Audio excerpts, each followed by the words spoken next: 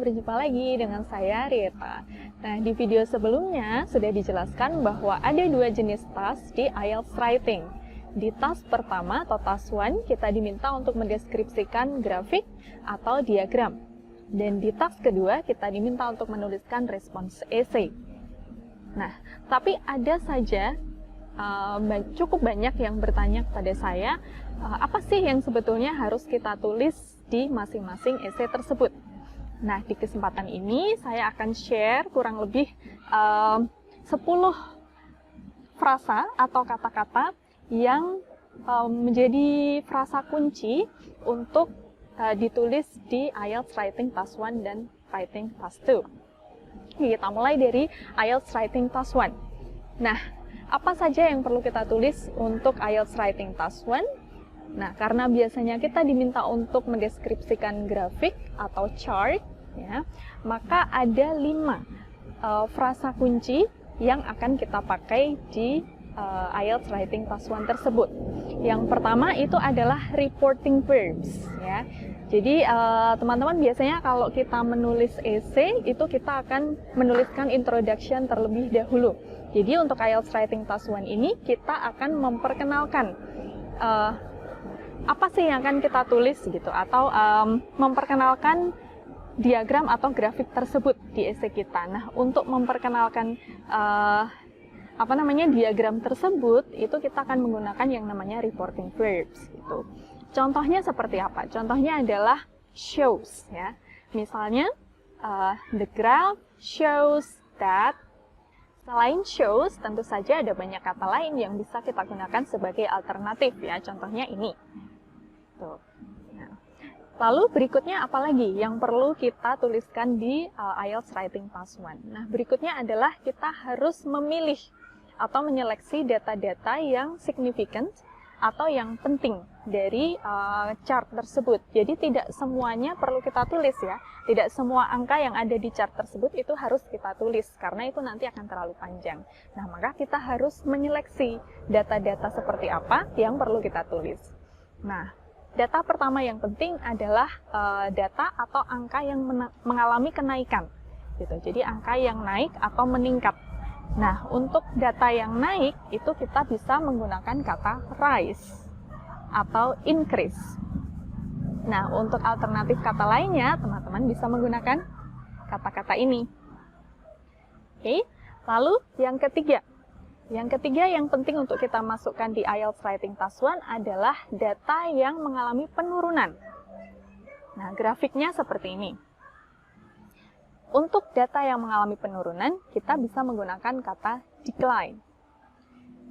Oke, lalu kata-kata lain apa yang bisa kita pakai? Nah, teman-teman bisa menggunakan satu dari daftar ini. Oke, yang keempat, poin keempat yang perlu kita masukkan ke dalam IELTS Writing Task 1 adalah data yang stagnan. Jadi data yang tidak mengalami perubahan atau angka yang tidak mengalami perubahan. Nah, untuk angka yang tidak mengalami perubahan, kita bisa menggunakan kata steady. Steady atau remain steady. Nah, beberapa kata lain yang bisa teman-teman pakai untuk data yang tidak mengalami perubahan selama satu kurun waktu, itu adalah ini. Oke, nah, data terakhir atau poin terakhir yang penting untuk kita masukkan ke dalam IELTS Writing Task 1 adalah data yang fluktuatif, ya. Jadi yang mengalami perubahan cukup signifikan, jadi mengalami naik turun seperti itu. Sering ya teman-teman kita perhatikan di dalam suatu chart itu ada data yang bergejolak gitu, jadi membentuk gelombang gitu ya. Nah, untuk itu kita bisa menggunakan kata fluctuate atau juga fluctuation, ya. Tapi jangan sampai kita menggunakan kata fluctuative. Karena fluktuatif itu adalah kata dalam bahasa Indonesia dan bukan kata dalam bahasa Inggris. Jadi ingat-ingat untuk menggunakan kata fluctuate atau fluctuation. Jadi itu saja untuk IELTS Writing Task 1 ada 5 ya, yaitu show, rise, decline, fluctuate, dan steady. Oke? Nah, lalu 5 kata kunci berikutnya, yaitu untuk IELTS Writing Task 2. Nah, untuk IELTS Writing Task 2 itu kan kita akan menuliskan response essay. Jadi di situ kita akan memberikan argumen atau opini kita. Nah, untuk itu kita akan menggunakan beberapa kata yang tipikal digunakan untuk menuliskan response essay. Yang pertama itu adalah frasa yang digunakan untuk memperkenalkan topiknya. Nah, untuk itu kita bisa memakai frasa it is believed that, lalu frasa-frasa atau kata-kata lain apa yang bisa kita pakai sebagai alternatif. Nah, teman-teman bisa menggunakan kata-kata ini. Oke, setelah kita memperkenalkan topiknya, nah dari situ kita mulai mengungkapkan atau mengekspresikan gagasan atau ide-ide kita mengenai topik tersebut. Seringkali dalam memberikan opini kita, itu kita perlu untuk mengklarifikasi salah satu dari poin yang kita sampaikan. Nah, untuk mengklarifikasi poin kita, itu kita bisa menggunakan frasa to put it another way. Tentu saja teman-teman tidak hanya bisa menggunakan frasa ini, tapi bisa juga menggantinya dengan beberapa kata yang ada di sini. Oke, nah itu frasa penting yang kedua. Lalu, frasa apa lagi yang biasanya kita pakai untuk menyampaikan gagasan atau opini kita? Nah, berikutnya adalah memberikan contoh. Jadi di IELTS Writing Task 2 itu kita diminta atau sangat direkomendasikan untuk memberikan contoh untuk mensupport ide-ide atau opini kita. Jadi supaya ide kita itu lebih valid, maka lebih baik kita memberikan contoh. Nah, frasa yang bisa dipakai untuk memberikan contoh-contoh dari opini yang kita sampaikan itu adalah for instance. Ya. Seringkali banyak yang memakai for example, tapi for example itu sudah terlalu umum ya teman-teman. Jadi sebagai alternatifnya kita bisa memakai kata for instance.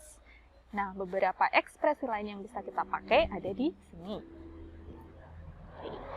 Poin berikutnya yaitu kata kunci yang keempat atau frasa kunci yang keempat, yaitu frasa yang biasa dipakai untuk mengungkapkan ekspresi yang berlawanan. Karena seringkali di dalam IELTS Writing Task 2 itu kita diminta untuk mengungkapkan dua ide yang berlawanan. Jadi ide kita dengan ide yang disebutkan di dalam soal supaya opininya menjadi balance. Jadi ada yang pro, ada yang kontra. Nah, untuk mengungkapkan atau menjembatani dua ide yang berbeda ini tadi, kita bisa menggunakan kata however. However. Ya. Nah, however itu hanya salah satu kata yang bisa dipakai. Tapi ini sangat powerful ya teman-teman. However itu saja sudah cukup sebetulnya. Tapi kalau teman-teman ingin menggunakan kata lain, maka bisa memakai salah satu kata yang ada di sini. Oke. Nah, kata kunci yang terakhir atau frasa kunci yang terakhir adalah frasa yang dipakai untuk mengambil kesimpulan atau juga dengan kata lain menutup esai kita. Jadi di bagian akhir pada IELTS Writing Task 2 itu kita harus menulis kesimpulan, yaitu wajib.